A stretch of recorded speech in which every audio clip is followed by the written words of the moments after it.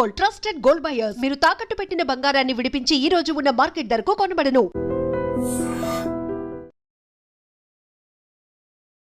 Hi, hello, నమస్తే, welcome back to iDream media. ఈరోజు మనతో ఉన్నారు 30 ఇయర్స్గా లా ప్రాక్టీస్ చేస్తూ ముఖ్యంగా ఇమ్మిగ్రేషన్ మనకి లాయర్గా ఉన్న రాహుల్ రెడ్డి గారు మనతో ఉన్నారు. ఈ స్టూడెంట్ వీసాకు సంబంధించి ఓపీటీ అండ్ స్టెమ్ ఎక్స్టెన్షన్ గురించి ఈరోజు ఎపిసోడ్లో మాట్లాడబోతున్నారు. మీకు ఏ డౌట్స్ ఉన్నా సరే కామెంట్ సెక్షన్లో మెన్షన్ చేయండి. దానిపై మరిన్ని సిరీస్ ఎపిసోడ్స్ రానున్నాయి. Hi sir. నమస్కారం. బాగున్నారా? బాగున్నాను sir. How are you? Good. Sir, ముఖ్యంగా స్టూడెంట్ వీసా మీద ఎవరైతే వెళ్తూ ఉంటారో వాళ్ళు ఇనిషియల్ పీరియడ్లో వాళ్ళకి ఓపీటీ మీద ఇచ్చే ఈ టైం పీరియడ్ అనేది ఏ విధంగా ఉంటుందంటారు? లేటెస్ట్గా దాని మీద ఎటువంటి అప్డేట్స్ రానున్నాయంటారు? ఇప్పుడు నార్మల్గా డిగ్రీ చేసేటప్పుడు కానీ బ్యాచిలర్స్ కానీ మాస్టర్స్ చేయగానే మన పిల్లలు ఎక్కువ మంది మాస్టర్స్ పోతుంటారు కాబట్టి మాస్టర్స్ గురించి ఎక్కువ మాట్లాడదాం. మాస్టర్స్ డిగ్రీ అయిపోయిన తర్వాత వాళ్ళకు ఓపీటీ అని 1 year వర్క్ పర్మిట్ ఇస్తారండి. ఆ వర్క్ పర్మిట్ వచ్చినప్పుడు వాళ్ళు కంపల్సరీ వర్క్ చేయాలన్నట్టు. ఓకే. వాళ్ళకు ఒకవేళ జాబ్ రాకపోతే ఆ ఓపీటీ అనేది క్యాన్సిల్ అవుతుంది. వాళ్ళకు ఒక ట్రాకింగ్ సిస్టమ్ ఉంటుంది, సివిస్ ట్రాకింగ్ సిస్టమ్ అని ఉంటుంది అన్నట్టు. ఆ ట్రాకింగ్ సిస్టంలో వాళ్ళు ఇన్ఫామ్ చేయాలి, మీ ఎంప్లాయర్ ఎవరు, ఎక్కడ ఉంటున్నావు నువ్వు, ఇవన్నీ ఇన్ఫామ్ చేయాలన్నట్టు. అయితే ఆ 1 year పీరియడ్లో 90 days అన్ఎంప్లాయ్మెంట్ అలౌడ్ అండి.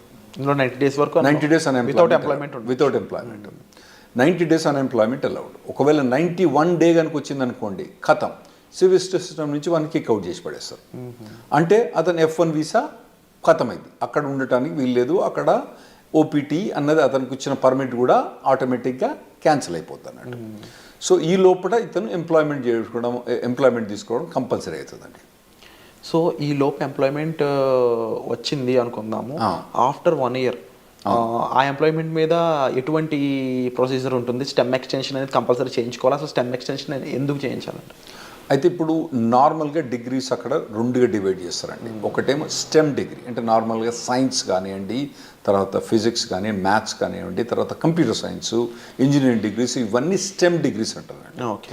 గవర్నమెంట్ అక్కడ పిల్లల్ని స్టెమ్ డిగ్రీస్ చేయడానికి ప్రమోట్ చేయడానికి ఈ స్టెమ్ ఎక్స్టెన్షన్ ఒకటి పెట్టింది అన్నట్టు.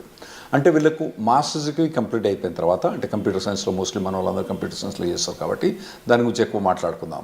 సో అందులో ఫస్ట్ 1 year ఓపీటీ అని వర్క్ పర్మిట్ ఉంటుంది.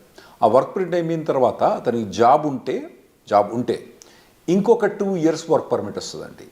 దాన్ని స్టెమ్ ఎక్స్టెన్షన్ అంటారు అన్నట్టు. ఆ స్టెమ్ ఎక్స్టెన్షన్లో కూడా 90 days అన్ఎంప్లాయ్మెంట్ అలౌడ్ అక్కడ, అందులో కూడా. అయితే రెండిట్లో కలిపి 150 రోజులే. అంటే ఎక్కడో ఒక దగ్గర తగ్గించుకోవాలన్నట్టు. ఇక్కడ 90 days, అక్కడ 90 days బ్యాక్స్, ఓవరాల్గా 150 days దాటకూడదు అన్నట్టు. స్టెమ్ ఎక్స్టెన్షన్లో కూడా జాబ్ కంపల్సరీ ఉండాలి, జాబ్ కంపల్సరీ చేయాలి. అంటే ఈ 180 days పక్కన పెడితే యాక్చువల్లీ 150 90 + 90 కాదు అక్కడ. ఇక్కడ 60 ఇవ్వాలన్నా అక్కడ 70 ఎక్కడో కంట్రోల్ చేసి పెట్టాలన్నట్టు. సో ఇన్ కేస్ ఈ స్టెమ్ ఎక్స్టెన్షన్ కన్నా ముందు తనకి జాబ్ పోయినట్లయితే ఓపీటీ టైంలో ఇంకా స్టెమ్ ఎక్స్టెన్షన్ కూడా ఉండదంటారు. ఒకవేళ స్టెమ్ ఎక్స్టెన్షన్ చేసే టైంలో ఓకే, మీకు మొదలే స్టెమ్ ఎక్స్టెన్షన్ ఓపీటీ అయిపోక ముందే మీకు 3 months ముందే స్టెమ్ ఎక్స్టెన్షన్ ఫైల్ చేసుకోవచ్చు. ఒకవేళ స్టెమ్ ఎక్స్టెన్షన్ ఫైల్ చేసుకునే తప్పుడు ఒకవేళ జాబ్ లేదనుకోండి, ఇక మనోని గోవింద, అతనికి మాత్రం ఆ స్టెమ్ ఎక్స్టెన్షన్ రాదు. కంపల్సరీ అప్పుడు జాబ్ ఉండాలి. సో కంపల్సరీ ఓపీటీ టైంలో జాబ్ ఉండాలి అండ్ అది ఎక్స్టెన్షన్ టైంలో కంపల్సరీ జాబ్ ఉండాలి. ఓపీటీ మొదలైనప్పుడు ఉండనక్కర్లేదు, ఓపీటీ ఎండ్ అయ్యేటప్పుడు మాత్రం కంపల్సరీ ఉండాలి, లేకపోతే మనోడు గోవింద అవుతాడు, స్టెమ్ ఎక్స్టెన్షన్ రాదు. సో ఓవరాల్గా how long they can stay? 3 years time duration proper stay చేయొచ్చు? అవునండి, 3 years. అంటే 2 years ఏమో వీళ్ళు మాస్టర్స్ చేస్తారు. టిపికల్గా 1.5 year వీళ్ళు మన వాళ్ళు పోయేది ఆగస్టు పోయిన తర్వాత మే జూన్ కల్లా గ్రాడ్యుయేట్ అవుతారు నెక్స్ట్ ఇయర్కు. అంటే 1.5-2 years వీళ్ళు గ్రాడ్యుయేట్ అయిపోయిన తర్వాత మళ్ళీ వీళ్ళకు 3 years.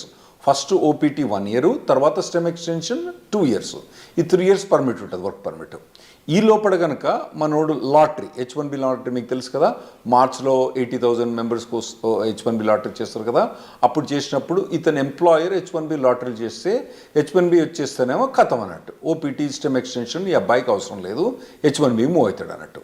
ఒకవేళ రాకపోతే, అప్పుడు కూడా రాకపోతే ఇక మళ్ళా వేరే వీసా పోవడం కానీ లేదా అంటే వెనకకు రావడం కానీ అవసరం పడుతుంది అండి వీళ్ళకు. ఈ ఓపీటీ స్టెమ్ ఓపీటీ రెండు సిమిలర్ అనిపిస్తుంది సార్, డిఫరెన్సెస్ ఏం లేవా ఈ రెండిట్లో?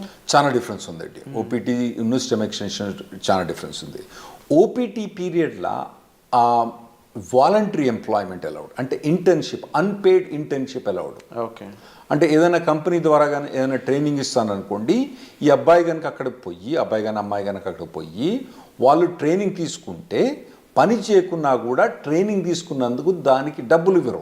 ఎందుకంటే ట్రైనింగ్ ఇచ్చేది ఎక్కువ, డబ్బులు ఎందుకు ఇస్తాడు? ఇవ్వడు కదా. ఇవ్వనప్పుడు కూడా ఇతను ఓపీటీ పీరియడ్లా అక్కడ ట్రైనింగ్ తీసుకుంటే అది ఎంప్లాయ్మెంట్ కింద కౌంట్ అవుతుందండి. ఓకే. అదే స్టెమ్ ఎక్స్టెన్షన్కి వచ్చేటప్పుడు కంపల్సరీ పెయిడ్ ఎంప్లాయ్మెంట్ అన్నది అవసరం.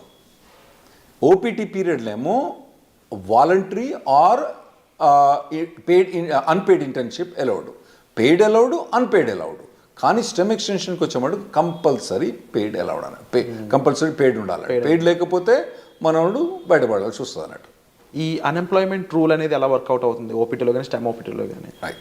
ఇప్పుడు ఓపీటీ ఉన్నప్పుడు నేను చెప్పాను కదండి 90 days. ఓకే, 90 daysలో అంటే ఇతను కనుక ఒక 30 days కనుక సేవ్ చేసుకుంటే మళ్ళీ నెక్స్ట్లో కూడా 90 వాడుకోవచ్చు. అంటే ఇక్కడ 60 వాడుకొని మళ్ళీ నెక్స్ట్ 90 వాడుకుంటే బెటర్. ఓకే, కానీ ఇతనికి 90 days దాకా పర్మిట్ ఉంటుంది అన్నట్టు. సో నార్మల్గా వీళ్ళకి ఇంటర్న్షిప్స్ వస్తాయండి బాగానే.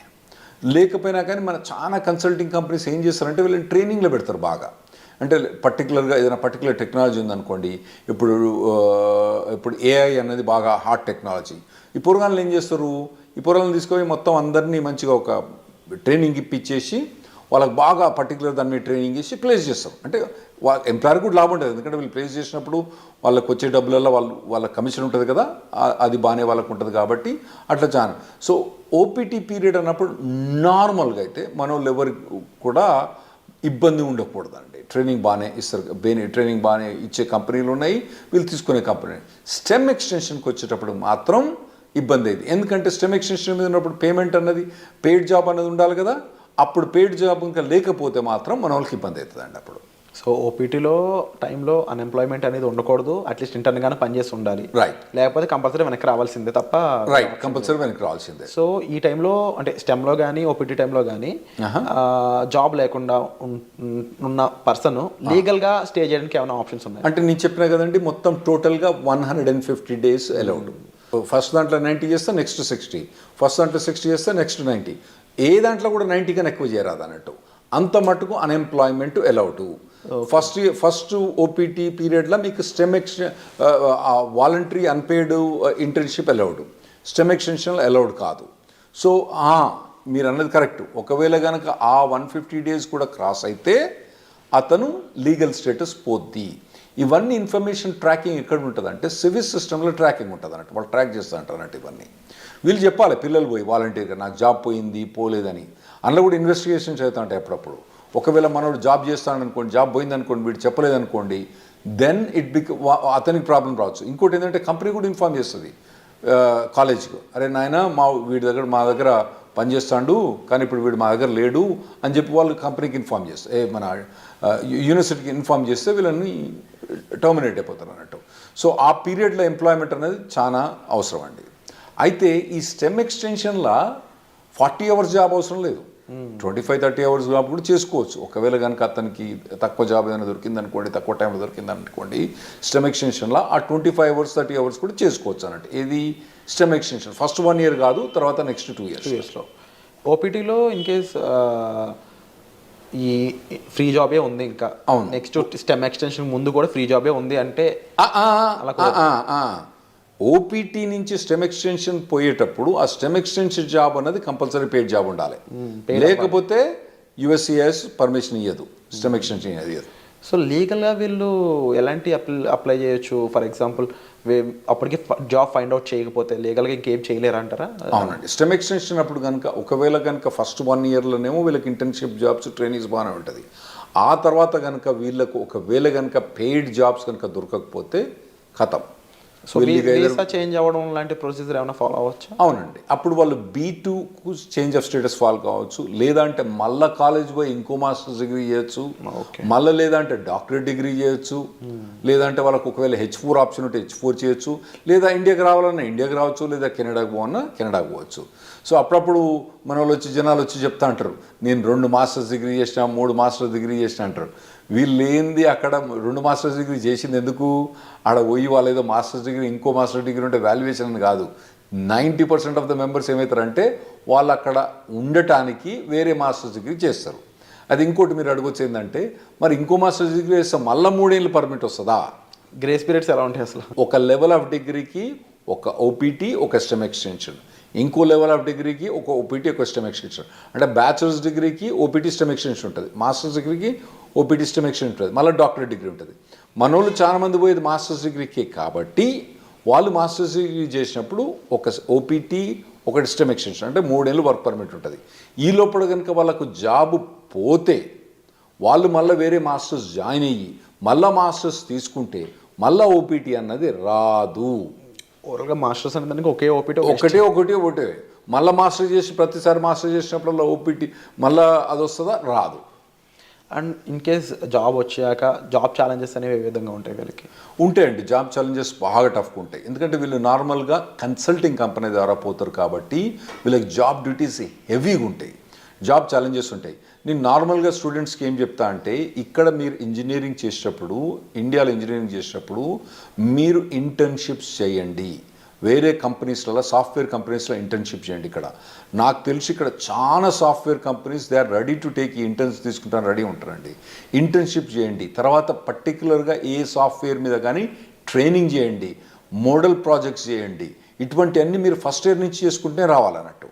అంటే ఎలాంటి ఇండస్ట్రీస్ మోస్ట్లీ ఓపీటీని స్టెమ్ని ఎక్కువ రిక్రూట్ చేసుకుంటాయంటే? ఇప్పుడంటే మన వాళ్ళందరూ ఐటీలో పోతుండ్రు కాబట్టి ఐటీ ఇండస్ట్రీ గురించే మనకి ఎక్కువ ఉంటాయి. అంటే వేరే ఇండస్ట్రీ అంత మెచ్యూర్ కాలే. ఇప్పుడు వేరే మెకానికల్ ఇంజనీర్ కానీ, సివిల్ ఇంజనీర్ కానీ వీళ్ళకి పోతే వీళ్ళకు ఓపీటీ మీద జాబ్ కానీ, మెకానికల్ ఇంజనీర్ వాటి మీద ఓపీటీ స్టెమిషన్ చాలా కష్టమైంది అబ్బాయిలకు వాళ్ళకు. అదే ఐటీలో పోయిన వాళ్ళకి ఏంటంటే వీళ్ళకి ఒక పాత్వే ఉన్నది ఆల్రెడీ. చాలా మటుకు జాబ్ ఆపర్చునిటీస్ బాగానే ఉన్నాయి.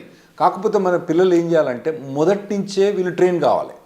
ఏదైనా పర్టికులర్ టెక్నాలజీ ఎంచుకొని వీళ్ళు ఫస్ట్ ఇయర్ బ్యాచిలర్స్ డిగ్రీ కానీ, సెకండ్ ఇయర్ బ్యాచిలర్స్ డిగ్రీ కానించి అప్పటి నుంచి ఏదైనా టెక్నాలజీ ఎంచుకొని పోవాలి. తర్వాత ఏంటంటే మధ్యలో టెక్నాలజీ చేంజ్ అయిందనుకోండి, చేంజ్ కావాలి దానికి టెక్నాలజీ. ఎందుకంటే టెక్నాలజీ ఎంత ఫాస్ట్గా చేంజ్ అవుతుందంటే, ఆర్టిఫిషియల్ ఇంటెలిజెన్స్ ఏంటంటే 3 ఏళ్ల కింద దాని పేరేం లేదు, నవిడియా పేరేం లేదు. ఇప్పుడు అది number 1 company in the world అయిపోయింది. సో అట్లా టెక్నాలజీస్ అన్ని ఇప్పుడు అందరూ ఎవ్వరు కూడా ఆర్టిఫిషియల్ ఇంటెలిజెన్స్ అంటున్నారు అన్నట్టు.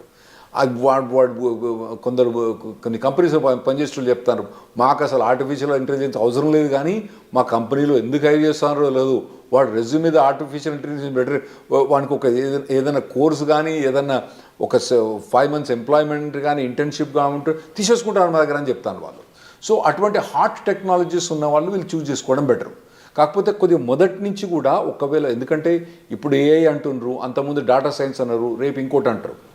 సో ఇటువంటి ఏ ఒక్క టెక్నాలజీ కూడా ఒక పర్సన్ ట్రైన్ అయితే ఆ టెక్నాలజీ మారినప్పుడు ఈజీగానే అడాప్ట్ అయిపోతారు. నువ్వు ఉట్టిగానే కూర్చొని 4 ఏళ్ళు ఏం పని చేయకుండా, ఆ తర్వాత నువ్వు మాస్టర్స్ డిగ్రీ చేసేటప్పుడు కూడా ఏం ట్రైనింగ్ తీసుకోకుండా చక్కగా నువ్వు పోయి మాస్టర్ డిగ్రీ అయిపోయిన తర్వాత నువ్వు ఓపీటీకి పర్మిషన్ ఇచ్చి ఆడ పోయి జాబ్ ఏమంటే అప్పుడు కష్టమైంది. ఇప్పటి నుంచి మీరు బిల్డప్ చేసుకుంటూ పోవాలన్నట్టు. ఇవి చాలా కాంపిటేటివ్గా ఉంటాయి ఓపీటీ స్టెమ్లో కూడా. అట్ ది సేమ్ టైం మీరు ఈ డౌన్ టర్న్స్, ముఖ్యంగా లే ఆఫ్స్ కానీ అవి ఎంత ఇంపాక్ట్ చేస్తాయంటారు ఓపీటీ వాళ్ళని? బాగుంటాయి, ఓపీటీ మీద ఇంపాక్ట్ బాగుంటుంది. ఫస్ట్ ఒకటి మీరు అర్థం చేసుకోవాలి, శాలరీస్ ఎట్లున్నాయి వీళ్ళవి. యుఎస్ శాలరీస్ 80 లక్షలు 90 లక్షలు. ఏది ఓపీటీ స్టెమ్ ఎక్స్టెన్షన్ కూడా 80 లక్షలు 90 లక్షల నుంచి మొదలైతే వాళ్ళకి శాలరీస్. సో మనకి ఇక్కడ ఇండియాలో ఏంది, మీరు పెద్ద కంపెనీలు పోయినా అనుకోండి, అది వెరీ సర్ప్రైజ్. గూగుల్ అటువంటి కంపెనీస్లలో, అంటే నేను పర్టికులర్ గూగుల్ అని చెప్పాను, వేరే కంపెనీస్లో శాలరీ చూస్తే వాళ్ళకి ఏంది నెలకు 30,000, నెలకు 25,000, అంటే దాదాపుగా 4 లక్షలు 5 లక్షల ప్యాకేజ్ కూడా మా ఎక్కువ ఇక్కడ. ఏది ఎంట్రీ లెవెల్లో అక్కడ 80 లక్షల నుంచి 90 లక్షల దాకా ప్యాకేజ్ ఉంది అక్కడ. అయితే అట్లా ప్యాకేజ్ ఉన్నప్పుడు ఇక్కడ వీనికేమో 5 లక్షలు వస్తా అంటే నీకు ఆడ 80 లక్షలు ఇస్తాను అంటే నీ పెర్ఫార్మెన్స్ ఎట్లా ఉండాలి? You have to be at least 10 times better than the guy who's working here. నువ్వు ఉన్నావా లేదా 10 times? లేనప్పుడు నువ్వు షార్ప్మెంట్ స్కిల్ చేసుకోవాలి. నువ్వు అట్లా ఆలోచించాలి. ఇక్కడ వచ్చినానికేమో 5 లక్షలు, నీకేమో 80 లక్షలు, అంటే నీది కనీసం 10 రెట్లు ఎక్కువ ఉండాలి నీ పెర్ఫార్మెన్స్. అంటే 10 రెట్లు ఎక్కువ ఉండాలంటే నువ్వు షార్ప్ అని చేసుకోవాలి. Unit be fit for it. అక్కడ పోయి నేను మాస్టర్స్ అయిపోయిన తర్వాత అప్పుడు నేను నేర్చుకుంటా అంటే ఇప్పుడున్న పరిస్థితిలో మాత్రం నడవదు. 100% కరెక్ట్ సార్, డెఫినెట్లీ మీరు చెప్పిన విషయాలన్నీ కూడా. అండ్ ముఖ్యంగా ఓపీటీ స్టెమ్లో స్టూడెంట్ సిచ్యువేషన్ ఏ విధంగా ఉంటుంది, టైం పీరియడ్ ఎలా ఉంటుంది, గ్రేస్ పీరియడ్స్ అండ్ రాకపోతే ఏంటి పరిస్థితి, ఈ విషయాలన్నీ విన్నారు కదా. అలాగే H1B లాటరీ పరిస్థితుల్లోనూ ఆఫ్టర్ జాబ్ వచ్చాక లైక్లీ ఎఫెక్ట్స్ ఏమేమి ఉంటాయి అనేది వచ్చే ఎపిసోడ్లో చూద్దాం. So stay tune. Thank you so much for information. Thanks.